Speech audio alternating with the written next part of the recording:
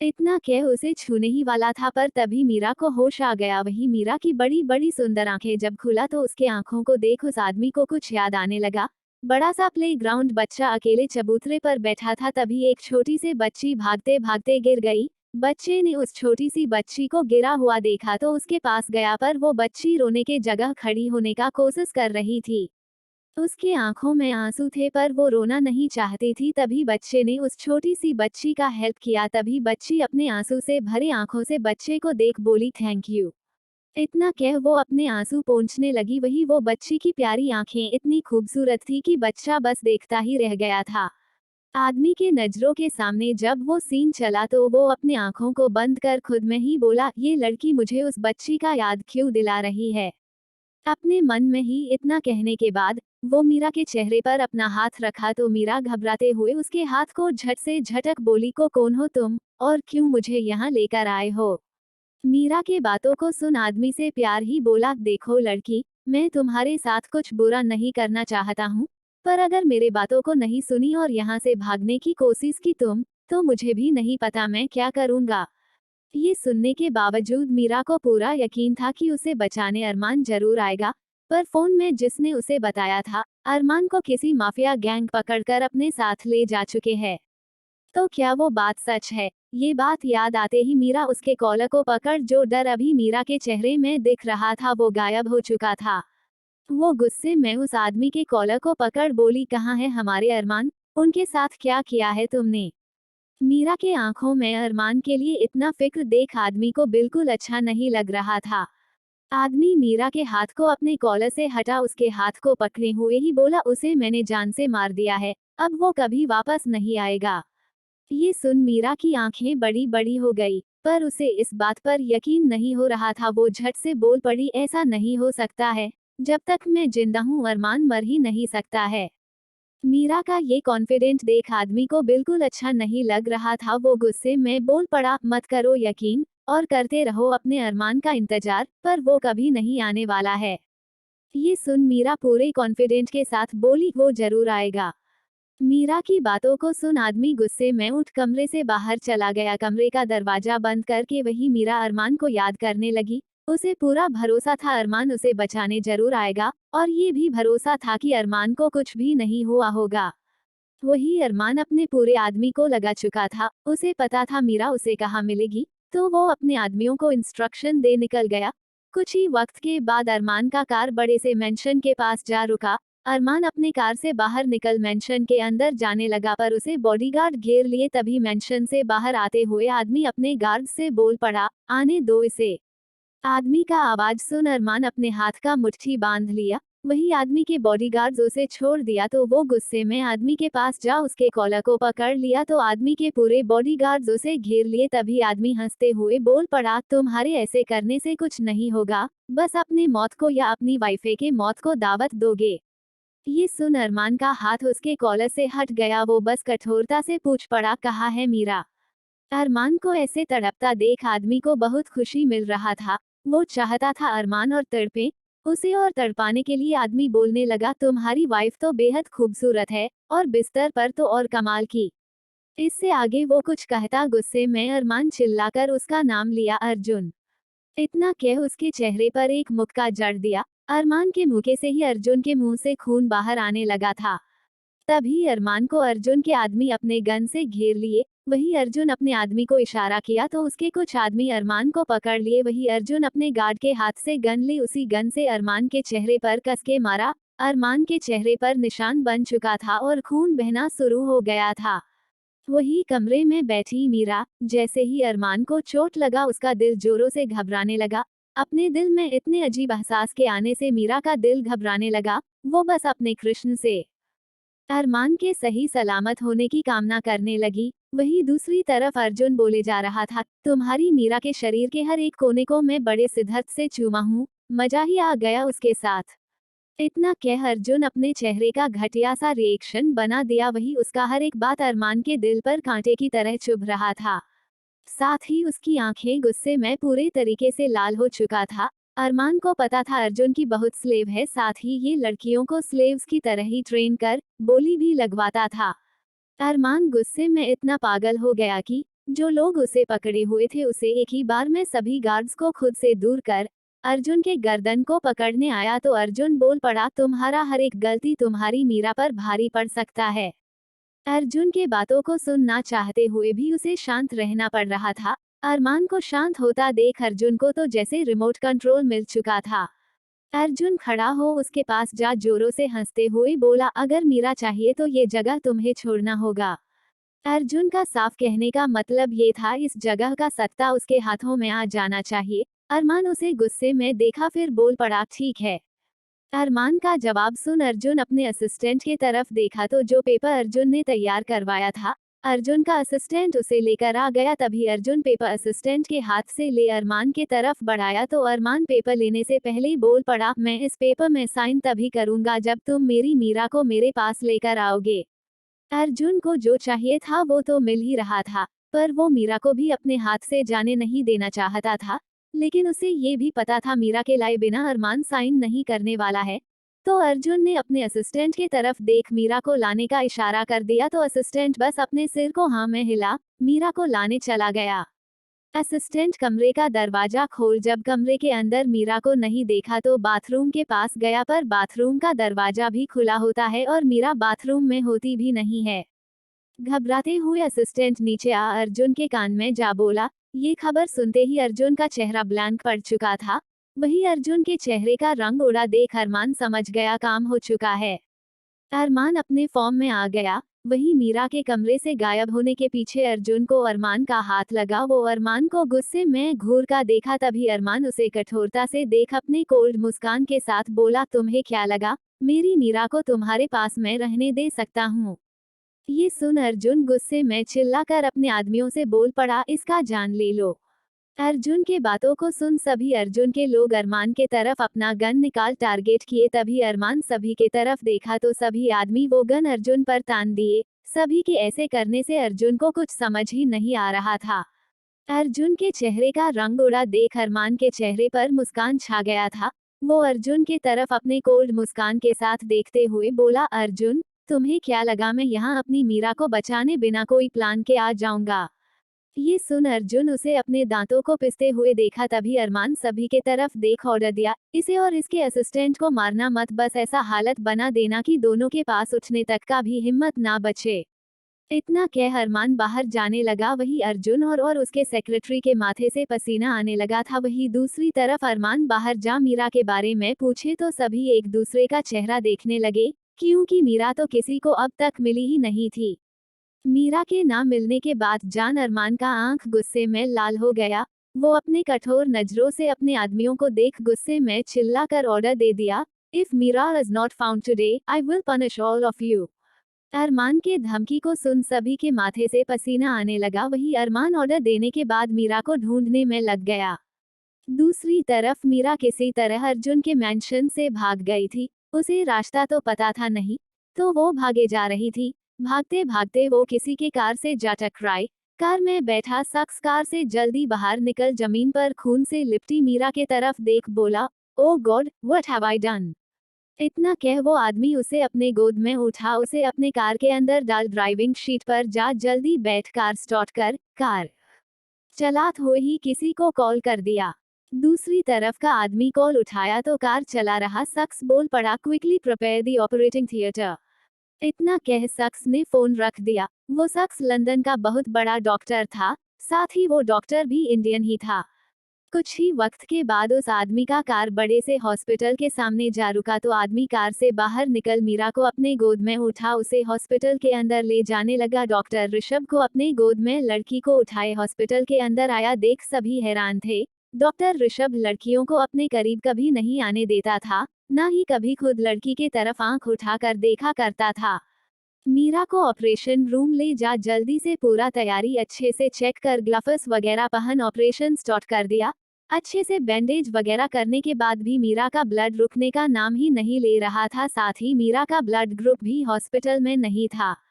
उसने सभी डॉक्टर को दूसरे हॉस्पिटल ब्लड बैंक कहीं से भी बस ब्लड का जुगाड़ करने को बोल दिया, तो पूरा हॉस्पिटल लग गया ब्लड जुगाड़ में। कुछ वक्त के बाद ब्लड का जुगाड़ हो चुका था।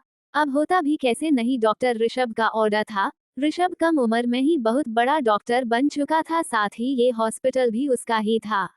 ब्लड चढ़ाने के बाद मीरा का कंडीशन थोड़ा ठीक हुआ, तो फिर सभी ऑपरेशन थिएटर से चले गए, ऋषभ को छोड़कर। ऋषभ मीरा के तरफ देखा। मीरा इतनी खूबसूरत थी कि उसकी खूबसूरती साथ ही उसका सिंपलिसिटी देख ऋषभ थोड़ा हैरान था। लंदन में इंडिया से आई कोई लड़की इतनी सिंपल हो, ऋषभ को आज तक नजर नहीं आई थी। वो हॉस्पिटल बेड के पास आ खड़ा हो कुछ पल तक मीरा को निहारा। मीरा जैसे ही लड़की ऋषभ के मन में आ गई तो उसका दिल जोरों से धड़कने लगा। तो वो मीरा की तरफ देखना बंद कर वहां से जाने को हुआ, तभी उसे मीरा का आवाज सुनाई दिया, अरमान अरमान। मीरा इतने धीरे से उसका नाम ले रही थी कि ऋषभ को कुछ सुनाई ही नहीं दे रहा था।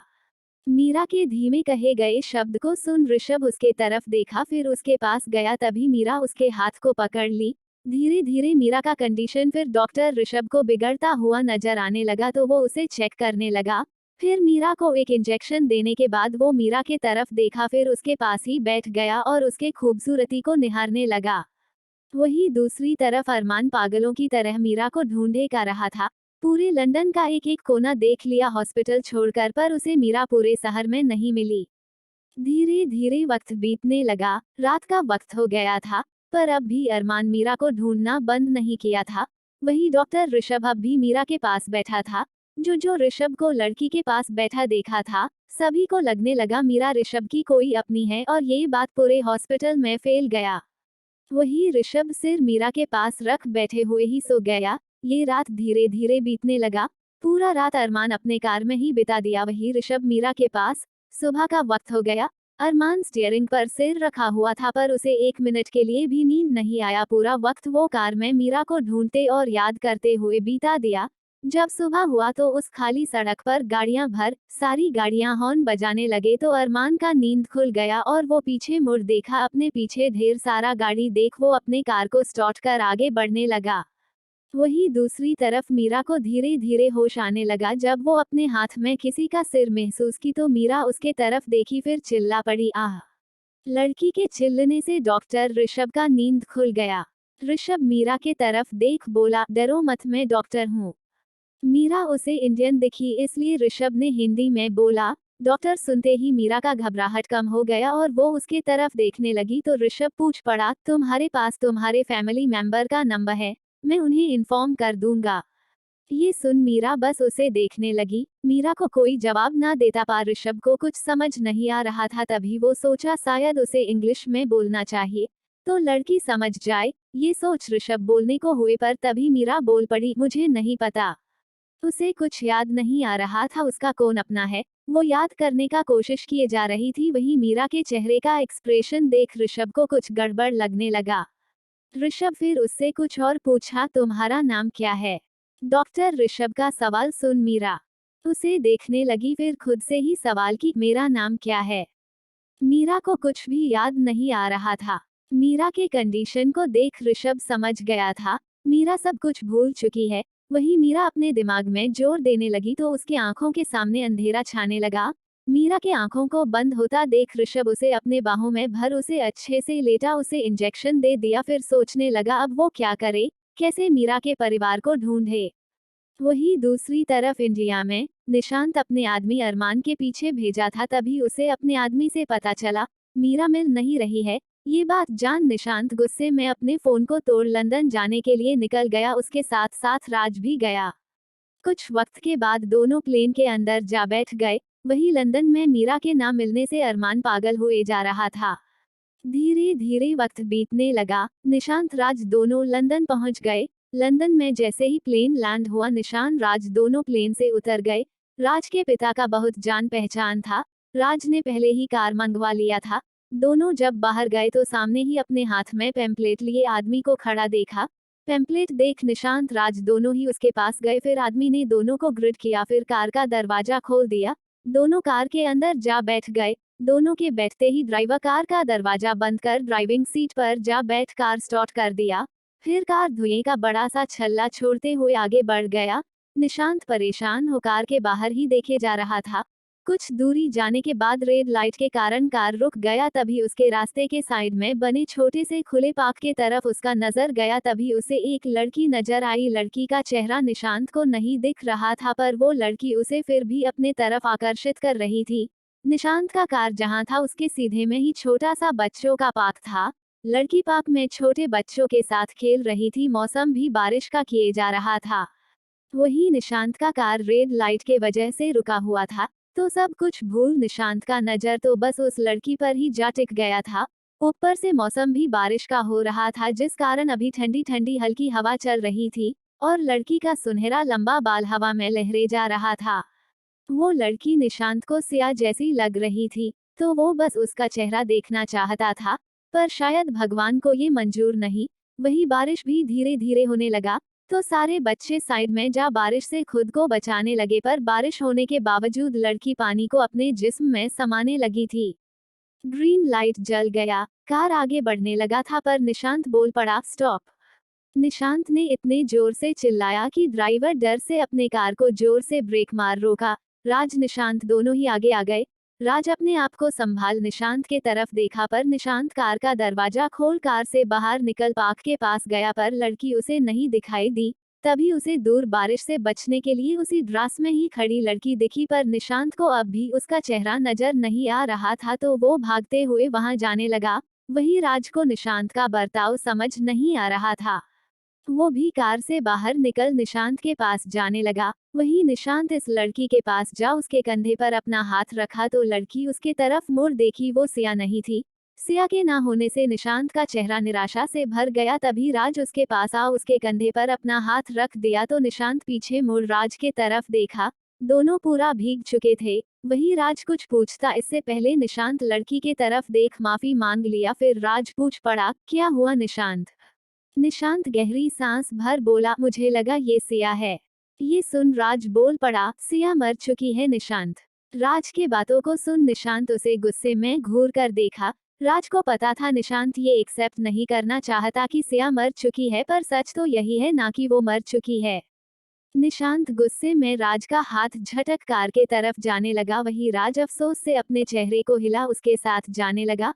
वही ड्रेस पहने जो बारिश को महसूस कर रही थी, वो लड़की कुत्ते के बच्चे को फंसा हुआ देखी तो उसे बचाने चली गई थी।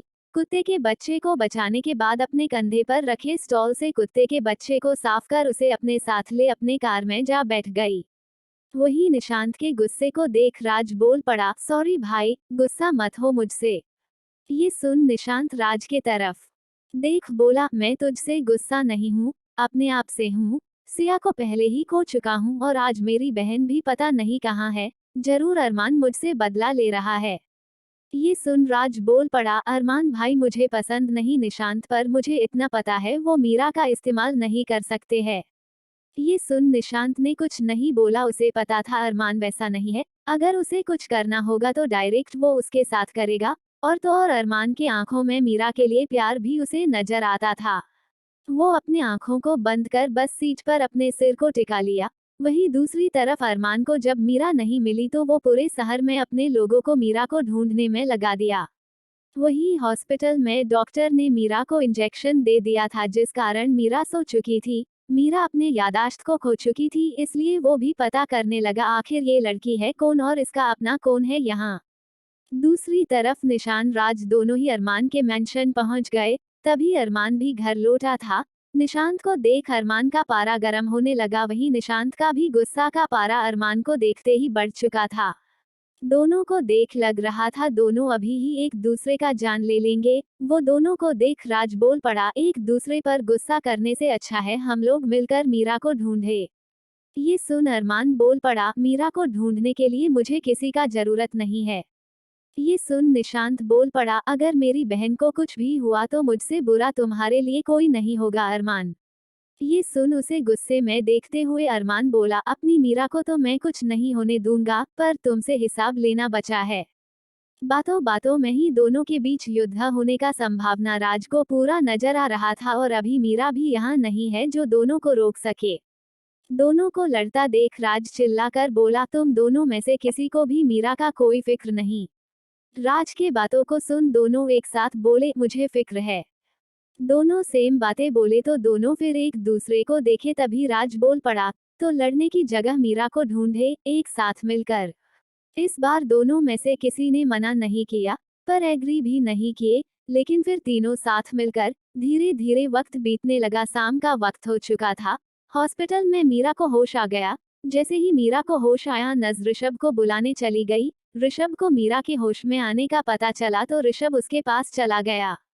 मीरा ने अपनी आंखों को खोला तो अपने सामने डॉक्टर ऋषभ को देखी, तो ऋषभ उसके पास जा बैठ उससे उसके बारे में ना पूछ बस बातें करने लगा।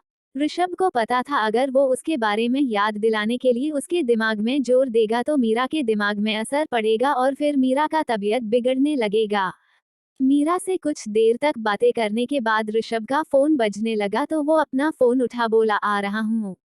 तभी फोन के दूसरे साइड से आवाज आया, लड़की का तुम्हारे बिना अनन्या सो नहीं रही है। इतना कह वो लड़की छोटी बच्ची को फोन दे दी तो बच्ची बोल पड़ी, दोस्त कब आओगे। बच्ची का सवाल सुन ऋषभ मुस्कुराते हुए बोला, बस 1 घंटे में आ रहा हूँ अपनी प्रिंसेस के पास। ये सुन बच्ची बोल पड़ी, ओके दोस्त, मेरे लिए केक भी लाना। इतना कह फोन अपनी मम्मा को दे भाग गई। तभी लड़की ऋषभ से बोली, ऋषभ मैं कुछ बताना चाहती हूँ। लड़की थोड़ा घबराते हुए बोली तो ऋषभ प्यार से पूछा, क्या बताना चाहती हो बताओ। लड़की गहरी सांस भरते हुए बोली, आज रास्ते में मुझे। इतना बोल रुक गई तो ऋषभ मुस्कुराते हुए बोला, फिर कोई बेचारा अकेला जानवर मिल गया होगा और आप ले आई होगी। ऋषभ ने जब उसके बात को पूरा किया तो लड़की मुस्कुराते हुए बोली, हाँ। लड़की की प्यारी प्यारी हरकतें ऋषभ को बहुत पसंद था। ऋषभ ने बस ठीक है बोल कॉल कट कर दिया। ऋषभ के चेहरे पर आए मुस्कुराहट को देख मीरा जो बातें करते हुए ऋषभ से इतनी तो फ्रैंक हो गई थी कि अब उससे कुछ भी पूछ सकती थी। वो झट से बोल पड़ी, लगता है आप अपनी वाइफ से बहुत प्यार करते हैं। ये सुन ऋषभ के मुस्कुराते चेहरे पर निराशा छा गया। ये निराशा देख मीरा को लगा वो कुछ गलत बोल दी है, पर क्या। तभी ऋषभ बोल पड़ा, नहीं वाइफ नहीं है, वो मेरी बहुत अच्छी दोस्त है। इतना कह उसके चेहरे पर निराशा छा गया। उसके चेहरे पर आए निराशा को देख मीरा को समझ आ रहा था वो प्यार तो बहुत करते हैं। तभी मीरा पूछ पड़ी, और जिस बच्चे से आप बात कर रहे थे वो कौन है। मीरा के इस सवाल पर ऋषभ उदासी से जवाब दिया, मेरी दोस्त की ही बेटी है। मीरा को समझ नहीं आ रहा था और जानने का जिज्ञासा भी था, पर ऋषभ के उदास चेहरे को देख मीरा शांत हो गई। तभी ऋषभ खड़ा हो बोला, आप आराम करना, मैं चलता हूँ, नहीं तो मेरी लिटिल प्रिंसेस मुझसे नाराज हो जाएगी। इतना कह वो जाने लगा। वहीं मीरा खुद में ही बोली, क्या मेरा कोई अपना है जो मुझसे भी प्यार करता हो और कोई मेरा इंतजार कर रहा हो। खुद में ही इतना कह वो लेट गई। रात का वक्त भी हो चुका था। मीरा अपने ख्यालों में खोई खोई सो गई। वहीं दूसरी तरफ अरमान खिड़की के पास खड़ा हो गया। खिड़की के पास खड़ा होने के बाद अरमान सिगरेट के कस ले रहा था। वहीं निशांत को अपनी बहन का चिंता, साथ ही सिया का याद भी सता रहा था और राज उसके उदास चेहरे को देखे जा रहा था। वहीं दूसरी तरफ ऋषभ घर पहुंच गया। जैसे ही वो घर गया, छोटी बच्ची उसके पास भागते हुए आ गई तो ऋषभ उसे अपने गोद में उठा लिया। तभी बच्ची बोली, दोस्त मेरा केक। ऋषभ उसके गाल को चूम बोला, बस आ रहा है। इतना कह उसे अपने गोद में लिए ही अंदर जा उसे गोद में ही ले सोफे पर बैठ गया। तभी लड़की बोल पड़ी, सारे डिमांड पूरे करने का जरूरत नहीं है ऋषभ। ये सुन ऋषभ बोल पड़ा, मैं क्या करता हूँ अपने प्रिंसेस के लिए, क्या नहीं, इसमें आप बीच में नहीं आ सकती हो। ये सुन लड़की बस मुस्कुरा दी। वही बच्ची ऋषभ के गले से लग गई। तीनों साथ रात का फिर खाना खा सोने चले गए। धीरे धीरे ये रात बीतने लगा। सुबह का वक्त हो चुका था। ऋषभ अपनी लिटिल प्रिंसेस और अपनी दोस्त के साथ नाश्ता कर रहा था। तभी नाश्ता करते हुए वो हॉस्पिटल में आई लड़की मीरा के बारे में बताने लगा। ये सुन लड़की को बुरा लग रहा था मीरा के लिए। वहीं दूसरी तरफ अरमान, राज, निशांत का खोज अब भी जारी था। अरमान को समझ नहीं आ रहा था मीरा गई तो गई कहाँ। उसने पूरे लंदन में मीरा को ढूंढ लिया था हॉस्पिटल छोड़कर। जब अरमान को हॉस्पिटल का ख्याल आया तो उसका दिल जोरों से धड़कने लगा। वो ये बर्दाश्त हरगिज नहीं कर सकता कि उसकी मीरा को एक खरोच तक आया हो। अरमान ने अपने आदमियों को हॉस्पिटल जा चेक करने का बोल दिया। वही ऋषभ अपनी दोस्त और लिटिल प्रिंसेस दोनों के साथ ही मेंशन से निकल कार में जा बैठ गया। ऋषभ की दोस्त ने मीरा के लिए खाना बनाया था तो ऋषभ उसे अपने साथ ही चल मीरा से मिलने को कह दिया। कुछ ही वक्त में कार बड़े से हॉस्पिटल के पास जा रुका, तो तीनों कार से बाहर निकल हॉस्पिटल के अंदर चले गए। ऋषभ अपनी दोस्त को लिटिल प्रिंसेस को मीरा के पास ले गया। मीरा जाग चुकी थी जब उसने डॉक्टर ऋषभ के साथ लड़की और छोटी सी बच्ची को देखी तो वो समझ गई, वो दोनों वही है। तीनों मीरा के पास आ गए। लड़की मीरा के पास बैठ उसके लिए खाना निकालने लगी तो मीरा बोल पड़ी, ये सब का क्या जरूरत था। ये सुन लड़की मुस्कुराते हुए बोली, जरूरत क्यों नहीं है, मुझे पता है मैं आपकी अपनी नहीं हूँ पर अपने बन तो सकते हैं ना। लड़की की बातें सुन मीरा मुस्कुरा दी। मीरा फिर उठ खाना खाने लगी, साथ ही बातें भी किए जा रही थी।